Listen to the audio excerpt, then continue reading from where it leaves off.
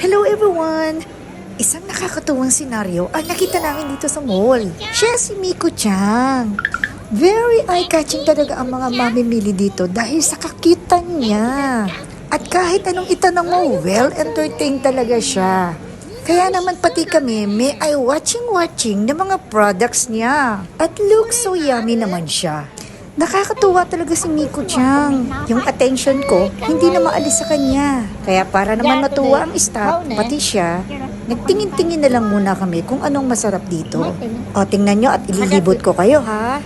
Tara, dali! Excited na ako. At heto nga ang mga products nila. They are more on dessert. 6 pieces daw ang laman para sa isang set. Kaya kumuha kami ng iba't ibang flavor. はい。これと福引きのセットでよろしいですか？ははい。い。ありがとうございます。かわいい。ありがとうございます。O diba? At marunong talaga siyang magpa-thank you. O tingnan nyo, o nakapagbigay agad siya ng mga bayarin namin. Nabudol yata ako ni Bigat. Baka uwi na nga't matikman to. Bye!